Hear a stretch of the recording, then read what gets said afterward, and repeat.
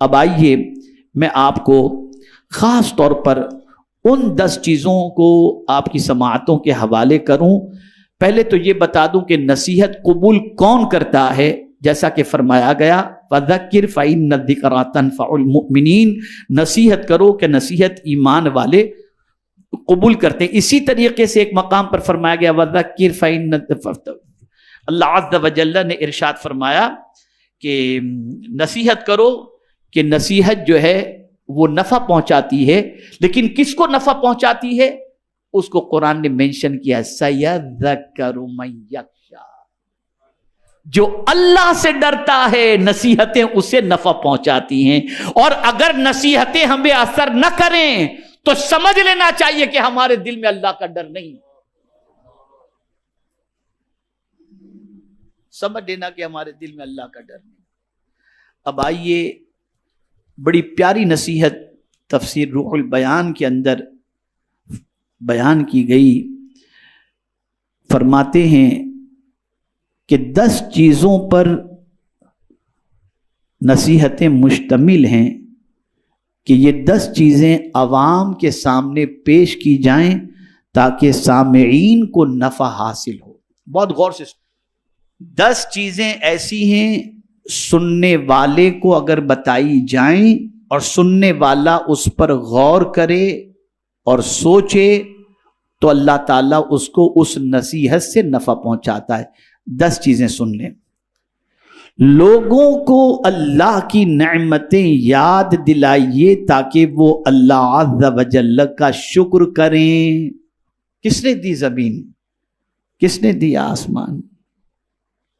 کس نے دولت دی؟ کس نے آنکھ دی؟ یہ ساری نعمتیں اللہ کی دی ہوئی ہیں. اور اگر چاہتے ہو کہ اللہ مزید نعمتیں عطا فرمائے تو قرآن کہتا ہے لَإِن شَكَرْتُمْ لَأَزِيدَنَّكُمْ، تم شکر کرو اللہ تمہیں زیادہ عطا فرمائے گا. اور جتنی تکلیفیں آتی ہیں، توجہ چاہوں گا یہ جملہ پوری تقریر یاد رہے یا نہ رہے لیکن اس کو یاد رکھیے گا، جتنی بھی تکلیفیں آتی ہیں وہ ساری تکلیفوں کا سب سے پہلا سبب ناشکری ہے. سب سے پہلا سبب.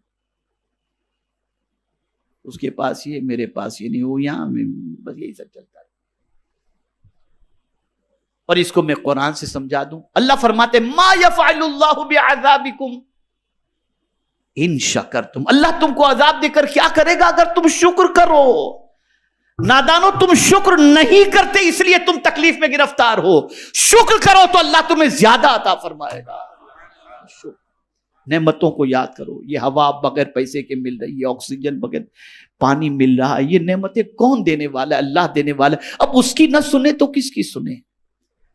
یہاں علماء تشریف فرما ہے، طلباء تشریف فرما. ایک بہت حکمت کی بات بتاؤں، اللہ عز و جل نے جبرن کسی کو نہیں کہا کہ مجھے مانو. توجہ چاہوں، جبرن نہیں کہا کہ مجھے اللہ مانو. اللہ نے عقل عطا فرمائی. انسان کے پاس تو عقل ہے نا، جانور کے پاس نہیں، انسان کے پاس تو عقل ہے نا. اللہ نے عقل دے دی، عقل دے دی. کافروں کو بھی اللہ نے نہیں فرمایا کہ جبرن مجھے خدا مانو. اس نے جبرن نہیں فرمایا. اس کو روزی دے رہا ہے، پانی دے رہا ہے.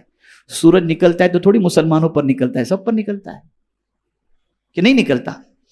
بارش برستی ہے تو سب فائدہ اٹھاتے ہیں، آکسیجن سے سب فائدہ اٹھاتے ہیں، مسلم اور نان مسلم، اللہ کو ماننے والے اور نہ ماننے والے. اے اللہ، جب تو اتنا سب کچھ دے رہا ہے تو اپنے آپ کو منواتا کیوں نہیں ہے جبرن؟ تو اللہ فرماتے ہیں میں نے عقل دی اور یہ ساری چیزیں عطا کی تاکہ عقل سے بندہ سوچے تو صحیح، میں اس کو نہیں مانتا پھر بھی مجھے روزی دے رہا ہے، پھر بھی مجھے آکسیجن دے رہا ہے، پھر بھی مجھے پانی دے رہا ہے. کون ہے یہ سب دینے والا؟ کون ہے؟ اب جب وہ عقل کا استعمال کرے گا تو پھر اس کا وجدان کہے گا کوئی تو ہے جو مجھے دے رہا ہے، وہی دینے والی ذات کا نام اللہ ہے. اللہ ہے. تو جبرن اللہ نے نہیں منوایا، نعمتیں دی. دیکھو ان نعمتوں کو، کون ہے یہ نعمتیں دینے والا؟ کون ہے ہوائیں چلانے والا؟ کون ہے سورج کو پیدا کرنے والا؟ تلاش کرو. جب تم دیکھو گے تو تمہیں وہی ذات نظر آئے گی جسے ہم اللہ عز و جل کہتے ہیں. تو اللہ کی نعمتوں کا شکر ادا کرو. دکھ اور تکالیف کا ثواب بتائیں تاکہ صبر کریں. اب بخاری شریف کی ایک حدیث سنا دوں تاکہ آپ سمجھیں. میرا ایک ٹاپک ہے انشاءاللہ میں اس پر مطالعہ کر رہا ہوں. ہر دکھ میں ایک نعمت میرا موضوع ہے انشاءاللہ. پھر کبھی میں عرض کروں گا قرآن و حدیث کی روشنی میں. ہر دکھ کے پیچھے ایک نعمت چھپی ہوئی ہے. کوئی دکھ ایسا نہیں. تو اب یہاں فرمایا گیا کہ لوگوں کو نصیحت کرو. کس طریقے سے؟ اپنے بچوں کو، گھر والوں کو، دوستوں کو، سامعین کو یہ نصیحت کرو. اللہ کی نعمتیں یاد دلاؤ. کتنی نعمتیں اللہ نے دی، زمین، آسمان، چاند، سورج، تاکہ ان کے اندر شکر کا پیدا ہو اور اس کا رابطہ اپنے رب قدیر سے مضبوط ہو جائے. دوسری چیز، دکھ اور تکالیف کا ثواب بتائیں تاکہ صبر کریں. آپ کو بتاؤں، یہ ہماری سوچ ہے کہ تکلیف اس کو آتی ہے جس سے اللہ ناراض ہوتا ہے. اور میں بخاری شریف کی حدیث پیش کر دوں. یہ حدیث تو آج تک آپ نے سنی ہوگی کہ من یرید اللہ خیرا یفقہہ فی الدین. اللہ جس بندے سے بھلائی کا ارادہ فرماتا ہے اسے دین کی سوجھ بوجھ عطا کر دیتا ہے. لیکن آج بخاری شریف کی ایک حدیث اور سنا دوں. اللہ جس بندے سے بھلائی کا ارادہ کرتا ہے اس کو مصیبت میں گرفتار کر دیتا ہے. من یرید اللہ بہ خیرا یصب منہ اور یصب منہ یصب منہ. اللہ جس بندے سے، کما قال، اللہ جس بندے سے بھلائی کا ارادہ فرماتا ہے اس کو مصیبتوں میں گرفتار کر دیتا ہے. اس لیے کہ مصیبت پر صبر کرنے کا جو اجر ہے وہ کسی عمل کا اجر ہے ہی نہیں. اور صبر کرنے والے کو انسان سلام کرے یا نہ کرے، فرشتے قیامت کے دن سلام کریں گے اور کہیں گے سلام علیکم بما صبرتم فنعم عقبی الدار. تو دکھ میں انسان مایوس ہو جاتا ہے. اسے بتاؤ کہ دکھ اور تکلیف میں صبر کرنے پر اللہ نے کتنا اجر رکھا ہے. تیسری چیز، گناہوں کی سزا اور عذاب سنائیں تاکہ گناہوں سے باز آ جائیں اور ان سے توبہ کریں. وہ لوگ جو گناہوں میں ڈوبے ہوئے ہیں ان کو بتاؤ کہ گناہوں کا عذاب کیا ہے اور گناہوں کی وجہ سے اللہ عز و جل کیا سزا عطا فرمانے والا ہے، تاکہ بندہ اس سے بچنے کی کوشش کرے. اسی طریقے سے ہمارا سب سے بڑا دشمن کون ہے؟ تو قرآن کہتا ہے ان الشیطان للانسان عدو مبین، کہ بے شک شیطان انسان کا کھلا ہوا دشمن ہے. اب اس کے مکر و فریب، اس کی چال، اس کی عیاری، اس کی مکاری یہ بتاؤ تاکہ لوگ اس کے مکر سے بچیں. تو فرمایا گیا شیطان کے مکر و فریب بتائیں تاکہ اس سے ڈر کر کے بچ جائیں. میرے پیارے آقا صلی اللہ علیہ وسلم، یہ پیارے دیوانوں، اسی طریقے سے انسان کا دل سخت ہونے کی ایک سب سے بڑی وجہ یہ بتائی گئی، دنیا کی محبت. یہ جس دل میں پیدا ہو جائے وہ بہت سخت دل ہو جاتا ہے.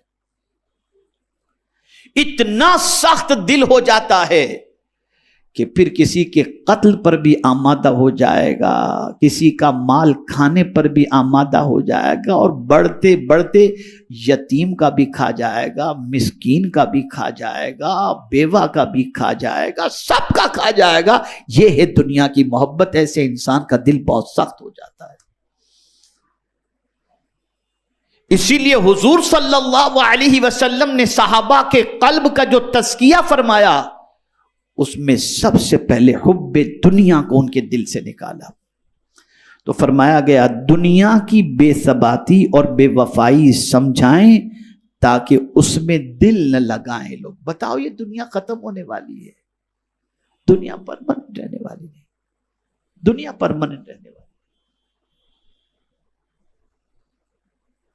ایک سور میں ساری دنیا ختم، سب فنش ہو جائے گا. اب یہاں یہ جملہ یاد رکھیے گا، علماء خاص طور پر میں گزارش کروں گا توجہ کے ساتھ، اور طلبہ بھی یاد رکھیں گے تو بڑا فائدہ ہوگا. زندگی بھر اسے اپنی کتاب کے اندر نوٹ کر کے رکھیں. عقل مند وہ ہے جو فنا ہونے والے سے محبت کرنے کی بجائے باقی رہنے والے سے محبت کرے. دنیا فنا ہو جائے گی، خدا باقی رہنے والا ہے. جو باقی رہنے والا ہے اس سے محبت کرو. اسی لیے مومن کی تعریف اور مومن کی کیفیت قرآن نے بیان کی.